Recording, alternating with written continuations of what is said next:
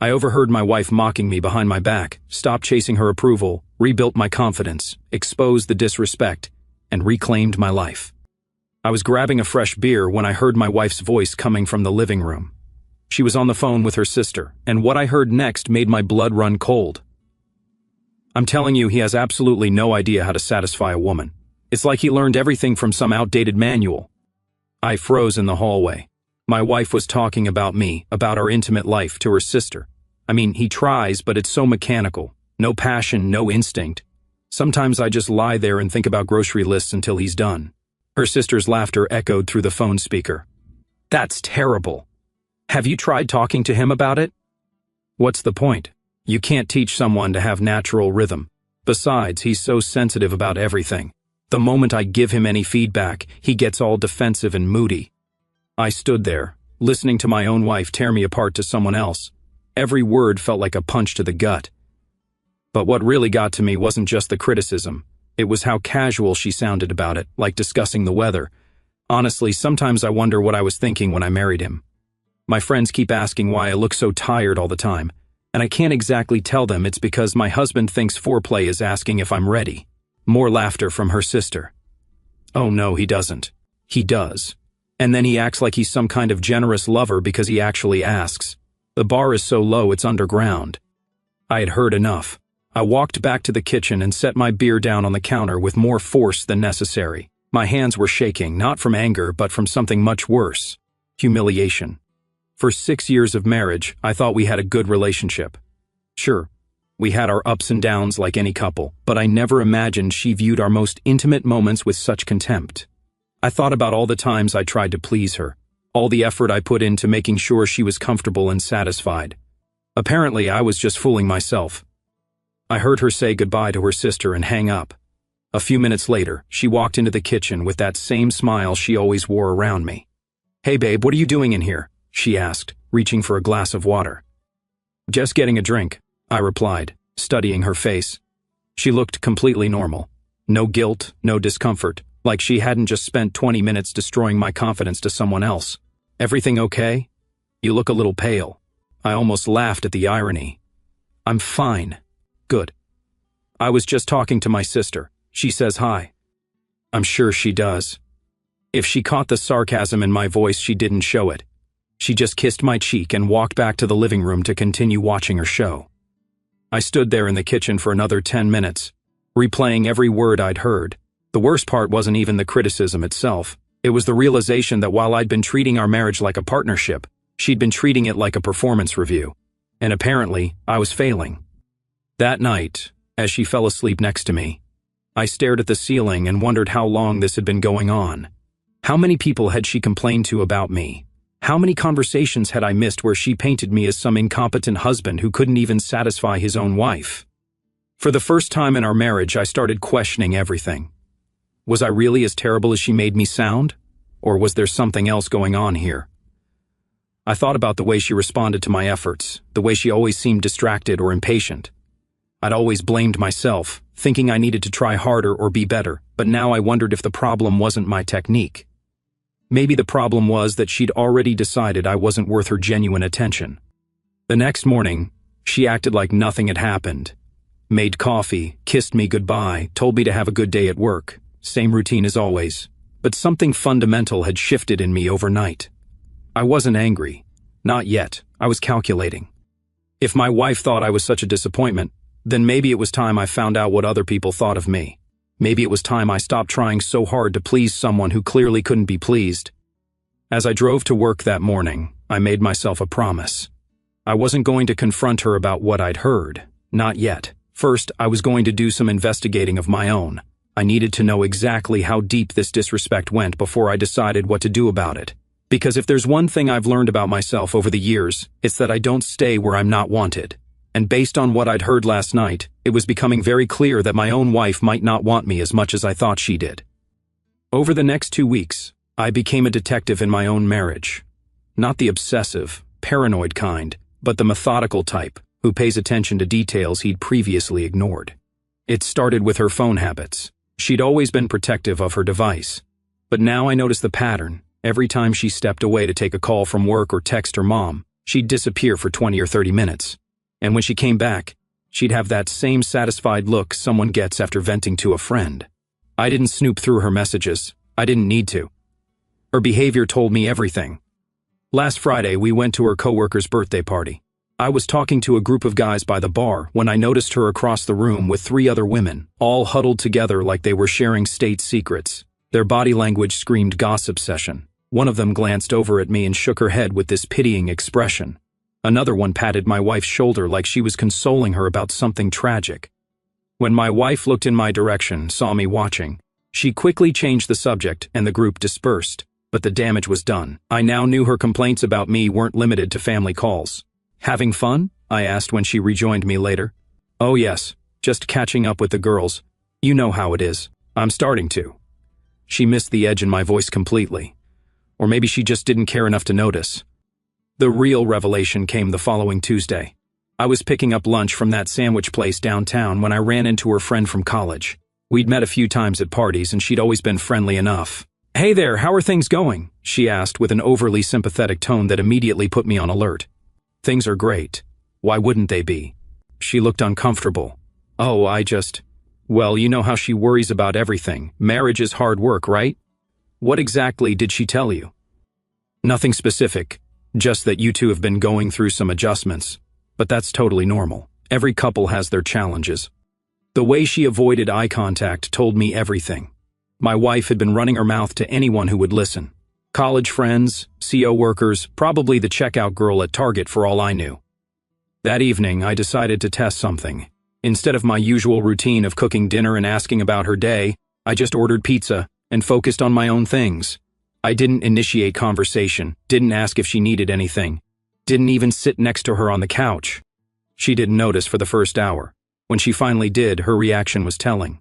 You're being weird tonight. Are you sick or something? Just tired. Well, you could still make an effort. I've had a long day, too. There it was. The expectation that I should always be the one making an effort. The assumption that her day somehow mattered more than mine. I'd been so conditioned to this dynamic that I'd never questioned it before. Maybe you should call your sister about it, I said casually, not looking up from my laptop. She paused. What's that supposed to mean? Nothing. Just thought she might have some advice. She seems to have opinions about everything else. If she caught the implication, she didn't acknowledge it. She just shrugged and went back to her show. But I caught something else, relief. Like she was actually glad I wasn't paying attention to her. Which made me wonder if all her complaints to other people were just a way to justify her own lack of interest in our marriage. Over the weekend, I started an experiment. I began treating our relationship exactly the way she did. Minimal effort, maximum self-focus. I stopped asking about her plans and started making my own. I stopped trying to include her in conversations and started having more interesting ones with other people. The change was immediate and eye-opening. Sunday afternoon, I was washing my car in the driveway when our neighbor came over to chat. She's a divorced woman in her 40s who's always been friendly but professional. Nothing inappropriate, just neighborly. Your car always looks spotless, she said, genuinely impressed. My ex never took care of anything. I had to nag him just to take out the trash. I enjoy taking care of things that matter to me, I replied. We talked for about 15 minutes about cars, weekend plans, normal stuff, but I noticed something. She listened when I spoke. She laughed at my jokes. She asked follow-up questions about things I mentioned. Basic human courtesy that I'd forgotten existed. When I went back inside, my wife barely looked up from her phone. Who were you talking to out there? She asked absently. The neighbor. That's nice. That was it. No curiosity about what we discussed, no interest in my afternoon activities, nothing. That night, as I was brushing my teeth, I caught my reflection in the bathroom mirror. When had I started looking so defeated? When had I accepted that this was the best I could expect from the person who was supposed to be my biggest supporter? I thought about all the times over the past 6 years when I'd bent over backwards to make her happy. The surprises, the thoughtful gestures, the constant effort to be the husband I thought she wanted. And for what? So she could tell everyone who would listen that I was inadequate. The more I reflected on our relationship, the more I realized I'd been playing a rigged game. She got to be the victim of my supposed shortcomings, while I got to be the villain who never tried hard enough. Meanwhile, she never had to examine her own contributions to our problems. But here's what really got to me. In all my years of marriage, I'd never once complained about her to another person. Not to my friends, not to my family, not to coworkers. I'd always handled our issues privately with respect for the relationship. She clearly didn't operate by the same code. As I lay in bed that night listening to her breathe beside me, I realized something important. I wasn't angry about her complaints. I was angry about her dishonesty. If she had problems with me, she should have come to me first. Instead, she'd chosen to humiliate me behind my back while pretending everything was fine to my face. That kind of disrespect doesn't get better with time. It gets worse. So I decided to stop playing defense and start playing offense. If she wanted to tell people I was unsatisfying, then I was going to find out what satisfaction actually looked like. And I was going to start by satisfying myself. The transformation didn't happen overnight, but it started with a simple decision. I was done trying to fix something that wasn't broken to begin with. Monday morning, instead of making coffee for both of us like I had every day for 6 years, I made 1 cup for me.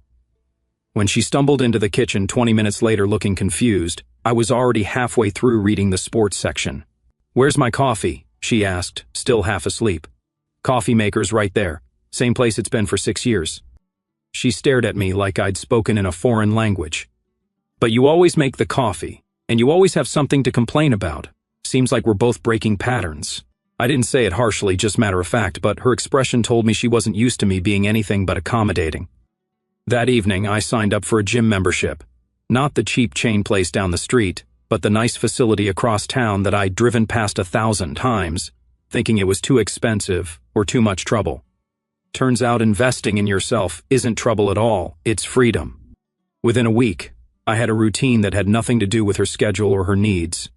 I'd hit the gym after work, grab dinner somewhere on the way home, and show up around 8 feeling energized instead of drained. "You're never home anymore," she complained after the 3rd night. "I'm home now. You know what I mean. We used to spend evenings together. We used to do a lot of things. People change." The gym became more than just exercise. It became proof that I was capable of commitment and discipline. Every week, I could see progress in the mirror, not just physically but in the way I carried myself. Other people noticed too. 2 weeks into my new routine, I was leaving the grocery store when someone called my name. It was my old college roommate's sister. We'd met at a few parties over the years but never really talked. "I almost didn't recognize you," she said, genuinely surprised. "You look fantastic." "What have you been doing?" "Just taking better care of myself." "Well, whatever it is, keep it up. You look like a completely different person." The conversation lasted maybe 5 minutes, but it was 5 minutes of someone actually seeing me. Not the version of me that my wife had constructed in her complaints, but the real me, the guy who was intelligent, funny, and apparently worth noticing. At work, things started shifting too. I'd always been competent at my job, but I played it safe. Never volunteered for the high-visibility projects, never pushed for the promotions I knew I deserved. I'd been too focused on being home for dinner, on being the reliable husband who never caused waves. That changed when I realized my wife wasn't even paying attention to my reliability anyway. I started staying late to work on a project I actually cared about. I volunteered to present at the monthly meeting. I struck up conversations with colleagues I'd barely spoken to before. One of them was a woman from the marketing department, professional, sharp, with this energy that made every conversation feel important. We'd exchanged maybe 20 words in 3 years of working in the same building. "I really liked your presentation today," she said after the meeting. "You brought up some points I hadn't considered. Thanks. I've been thinking about that project for a while. It shows. You should speak up more often. You have good instincts." Good instincts. When was the last time my wife had said anything like that to me? We ended up talking for another 10 minutes about work, about ideas, about goals. Normal professional conversation, but it felt revolutionary. Here was someone who valued my thoughts, who asked questions because she was genuinely interested in the answers. "We should grab coffee sometime and brainstorm some more ideas," she suggested. "I'd like that." When I got home that night, my wife was in the exact same spot on the couch where I'd left her that morning, scrolling through her phone. "How was work?" she asked without looking up. "Productive. Gave a presentation that went really well." "That's nice." "That's nice." 3 years of marriage counseling couldn't have illustrated our problem more clearly than those 2 words. She wasn't interested in my success, my goals, or my growth. She just wanted me to exist in the background of her life without requiring any real attention or investment from her. The coffee meeting happened the following Tuesday. What was supposed to be a 30-minute brainstorming session turned into an hour and a half of the kind of conversation I'd forgotten was possible.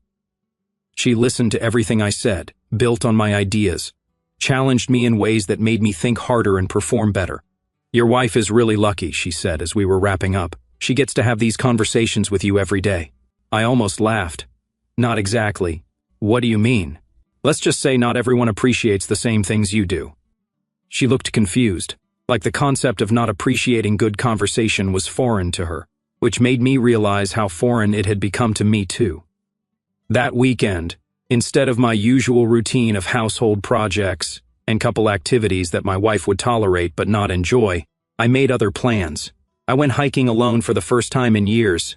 I spent an entire day doing exactly what I wanted to do without considering anyone else's preferences. The silence was incredible. Not the awkward silence of a marriage where two people have nothing to say to each other, but the peaceful silence of a person who's comfortable in his own company. When I got home that evening refreshed and energized, my wife barely acknowledged my existence. "Where were you all day?" she asked during a commercial break. "Hiking up at the state park." "By yourself?" "Yes." "That's weird. Why didn't you ask me to come?" "Because you hate hiking." "I don't hate hiking. You've complained about it every single time I've suggested it for the past 6 years." She went quiet for a moment. "Well, you could have still asked." This was classic her. Complaining about not being included in something she wouldn't have enjoyed anyway, creating problems where none existed, then making them my fault for not reading her mind. 6 months ago, I would have apologized and promised to ask next time. Now, I just shrugged. "Next time, I'll know you're interested." The shift in my attitude was becoming impossible to ignore. I wasn't the same guy who used to hang on her every word and bend over backwards to make her happy. I was someone with his own interests, his own goals, and his own standards. And for the first time in our marriage, I was actually happy. Not the conditional happiness that depended on her mood or approval, but genuine contentment that came from living authentically. The irony wasn't lost on me. She'd spent months telling people I didn't know how to satisfy a woman. But in trying to satisfy her, I'd forgotten how to satisfy myself. Now that I'd figured that part out, everything else was starting to make sense. 3 months into my new routine, the changes were impossible to hide. I dropped 20 pounds, upgraded my wardrobe, and developed the kind of confidence that comes from actually liking yourself. The difference was most obvious at social events. We went to her company's annual barbecue on a Saturday afternoon. In the past, I would have stuck close to her side, making small talk with whoever she wanted to talk to, being the supportive husband in the background. This time, I worked the room like I belonged there. I ended up in a conversation with 3 guys from her department about weekend projects and outdoor gear. Normal guy talk, but the kind I'd forgotten I was good at. We were laughing about some ridiculous camping disaster when I noticed her watching us from across the patio. She had this strange look on her face. Not angry exactly, more like she was seeing something she didn't recognize. "Your husband's pretty funny," one of the guys said to her when she joined our group. "He was just telling us about that fishing trip disaster." "Oh yes, he's very entertaining," she said. But her tone was flat, like she wasn't quite sure how to respond to people actually enjoying my company. Later, while I was getting drinks from the cooler, her coworker's wife approached me. "I hope you don't mind me saying, but you seem really different from the last time we met." "More? I don't know. Present. Confident. Thanks. I've been focusing on some personal goals lately. Well, whatever you're doing is working. You look great." These interactions kept happening. Not just at the barbecue, but everywhere. The woman at the coffee shop who started remembering my order and always smiled when I walked in. The guy at the gym who asked if I wanted to join his weekend basketball group. The neighbor who mentioned how nice my lawn looked and asked what my secret was. People were noticing me, actually seeing me, and the more they did, the more I realized how invisible I'd become in my own marriage. The basketball group turned into a regular thing. Saturday mornings, 8 guys, good competition, and the kind of trash talk that makes you remember why male friendship matters. After the games, we'd grab breakfast and solve the world's problems over coffee and eggs. "You should bring your wife sometime," one of them suggested. "My girlfriend loves watching us play, says it's better than cable. She's not really into sports." "What is she into?" I paused, realizing I couldn't answer that question anymore. What was she into besides complaining and scrolling through her phone? "Good question," I said.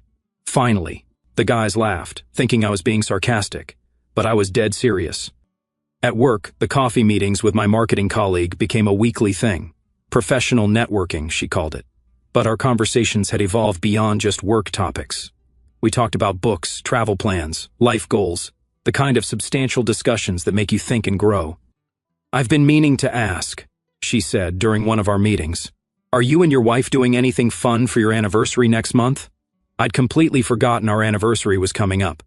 "We haven't made plans yet."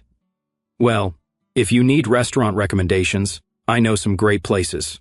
My ex never wanted to go anywhere special, so I ended up discovering all the good spots on my own. She mentioned her ex-husband occasionally, but never with bitterness. Just as context for why she valued certain things: good conversation, mutual respect, shared interests. All the things that seemed to be missing from my current situation. "What happened with your marriage, if you don't mind me asking?" "We just grew in different directions. He wanted someone who would be happy with the basics. I wanted someone who would grow with me.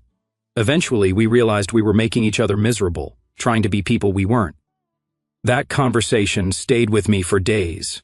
The idea that two people could simply want different things, and that wasn't necessarily anyone's fault, but it also wasn't anyone's responsibility to settle for less than what they needed. The wake-up call came the following weekend. We were having dinner with her sister and brother-in-law, our first double date in months. I was actually looking forward to it. I'd been feeling more social lately, more comfortable in conversations. I thought it might be a chance to reconnect with my wife in a different setting. Instead, it became a showcase of how far apart we'd grown. While I was talking with her brother-in-law about a hiking trail he'd recommended, I heard her sister ask my wife a question that made my blood freeze. "So, what's got him so happy lately? He seems like a completely different person." My wife's response was telling. "I honestly have no idea. He's been acting weird for months, going to the gym all the time, staying late at work, barely talks to me anymore. Maybe he's having a midlife crisis," her sister suggested with a laugh. "Maybe. Or maybe he's finally growing up. Either way, it's about time." Her tone was dismissive. Like, my transformation was something that inconvenienced her, rather than something she might be curious about or proud of. But her sister's next comment hit differently. "Well, whatever it is, it's working for him. He looks fantastic. And he actually seems interested in conversation now. Remember how quiet he used to be at family stuff? He was never quiet. He just didn't have much to say. No, I think he had plenty to say. He just wasn't confident enough to say it. Look at him now." I pretended not to hear, but I caught every word. Her sister could see changes that my own wife either couldn't recognize or didn't care about. The drive home was awkward. "Your sister seemed to enjoy dinner," I said, testing the waters. "She always likes you. Thinks you're funnier than you actually are. Good thing someone does." She shot me a look. "What's that supposed to mean?" "Nothing. Just making conversation." But we both knew it meant everything. That night, as I was getting ready for bed, I caught her staring at me in the bathroom mirror. "What?" I asked. "Nothing. You look different lately." "Different how?" "I don't know. Healthier, I guess. More confident." It was the first time in months she'd really looked at me, actually seen me instead of just glancing in my direction. "Is that a bad thing?" "No, it's not bad. It's just different." Different. That seemed to be everyone's favorite word for describing me lately. But while other people said it like it was a positive change, she said it like it was something she wasn't sure she liked, which told me everything I needed to know about where we stood. I was becoming the man I'd always had the potential to be: confident, engaging, worth noticing. The question was whether my wife wanted that man or if she preferred the version who'd been content to live in her shadow. Based on her reaction so far, I was pretty sure I knew the answer. The pressure started building when her sister wouldn't let it go. "Seriously, what's your secret?" she asked me directly at their mother's birthday dinner 2 weeks later. "You're like a completely different person, happier, more confident. What changed?" Before I could answer, my wife jumped in. "He's been going to the gym and thinks he's some kind of fitness guru now." "It's not just the gym," her sister pressed. "You seem more, I don't know, more alive, like you actually enjoy your life now." "I do enjoy my life." "Well, that's obvious. The question is why now? What was different before?" My wife's face tightened. She clearly didn't like where this conversation was heading. "People change," I said simply. "Sometimes you just realize you've been settling for less than you deserve." The silence that followed was deafening. Later that week, my wife tried a different approach. She started making efforts she hadn't made in years, cooking my favorite meals, suggesting we watch movies together, even initiating conversations about my work. But it felt forced, desperate even. "We should plan a weekend getaway," she suggested over breakfast, "just the two of us. Remember how we used to do that? When was the last time we did that?" She paused, clearly trying to remember. "It's been a while, but that doesn't mean we can't start again." "Why now?" "What do you mean? Why now? Can't I want to spend time with my husband?" "You can. I'm just curious about the timing." She got defensive. "I don't need a reason to want to reconnect with you." But we both knew she did have a reason. The problem was that her sudden interest felt like damage control, not genuine affection. The breaking point came when her sister cornered me at the grocery store. "Can I ask you something?" she said, appearing beside me in the cereal aisle. "Sure. Are you happy in your marriage?" The directness of the question caught me off guard. "That's a pretty personal question. I know, but I'm worried about my sister. She seems, I don't know, anxious lately, like she's afraid of something." "Afraid of what? Losing you, maybe? She keeps asking me if I think you're acting strange, if I notice anything different. She's obsessing over it." "Interesting." So, my wife was worried enough to pump her sister for information, but not worried enough to actually talk to me directly. "What do you think?" I asked. "Honestly, I think you figured out you're worth more than you were getting, and now she's panicking because she realizes what she might lose." Her sister was smarter than I'd given her credit for. "The thing is," she continued, "she's been complaining about you for years. To me, to our mom, to her friends.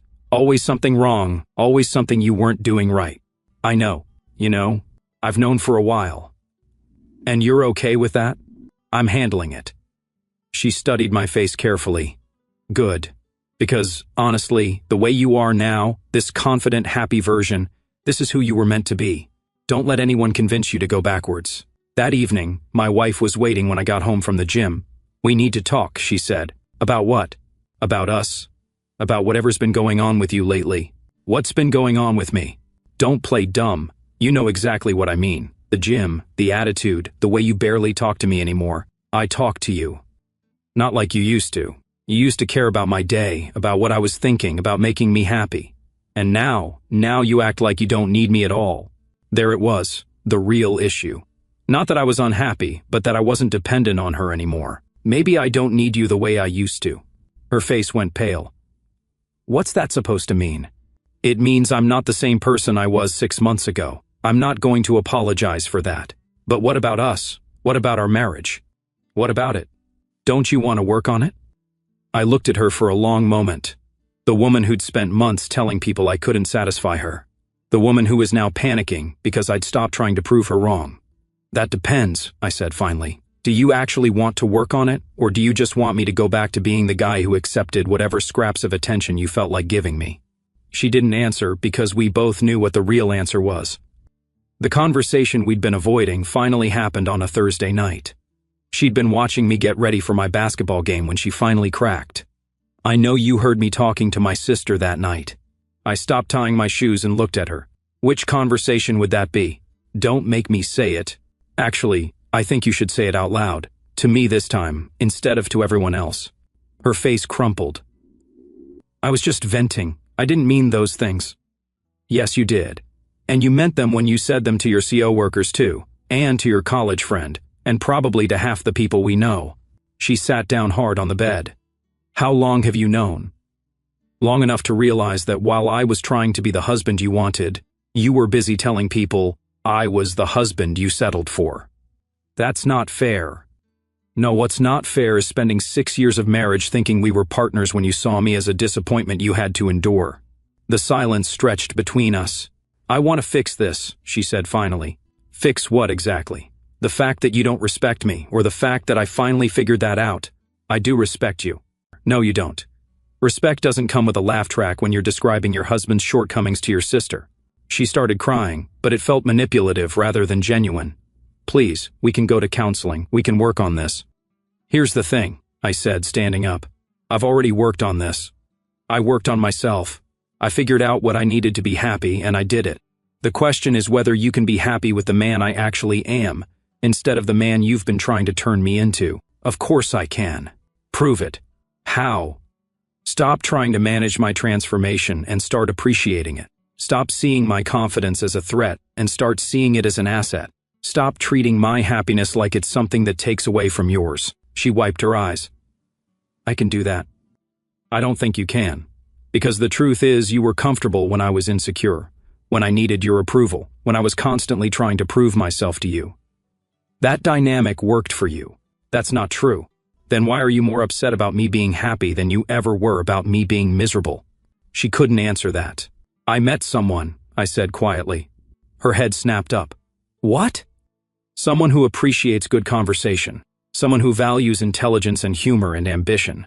Someone who thinks I'm worth listening to. Are you having an affair? No. I'm having the kind of connection you convinced me I wasn't capable of having. Turns out I'm perfectly capable of satisfying someone. Just not someone who's already decided I'm not worth the effort. Who is she? It doesn't matter who she is. What matters is that she sees something in me that you've never seen, or that you stopped seeing a long time ago. My wife stood up, anger replacing the tears. So that's it. You're just going to throw away our marriage for some woman at work. I'm not throwing away our marriage for another woman. I'm ending our marriage for me. The other woman is just proof that I deserve better than what I've been accepting. This is insane. You can't just give up on us. I'm not giving up. I'm choosing up. There's a difference. I grabbed my gym bag and headed for the door. Where are you going? To play basketball with people who actually enjoy my company. Then I'm going to have drinks with a woman who thinks I'm interesting enough to spend time with. And tomorrow I'm going to wake up in a life where I'm valued instead of tolerated. And us? What about us? I turned back to her one last time. There is no us. There's you complaining to anyone who will listen about how disappointing I am. And there's me finally understanding that the problem was never my performance. The problem was your audience. I walked out that night and didn't look back. 6 months later, I signed the divorce papers with no regrets. My wife tried to paint me as the villain who abandoned our marriage for another woman. But her sister knew better. Her CHIO workers knew better. Even her friends knew better. Because by then, everyone could see what I'd finally realized. I hadn't found someone new. I'd found myself. And once you know what you're worth, you stop accepting anything less. The woman from marketing became much more than a colleague. Not because I was looking for a replacement, but because she recognized the man I'd always been underneath the insecurity and self-doubt. You know what I love most about you? She told me one evening as we watched the sunset from her deck. What's that? You know exactly who you are, and you're not apologizing for it. She was right. I'd finally satisfied myself by finding someone who actually appreciated my efforts. And that satisfaction was worth more than all the years I'd spent trying to convince someone else that I was enough. I was more than enough. I always had been. Our story has come to an end. If you've made it this far, how about subscribing to our channel? It helps us immensely. I've selected 2 other videos for you that I'm sure you'll enjoy. Feel free to click on them. I'll be waiting for you in the next story. See you soon.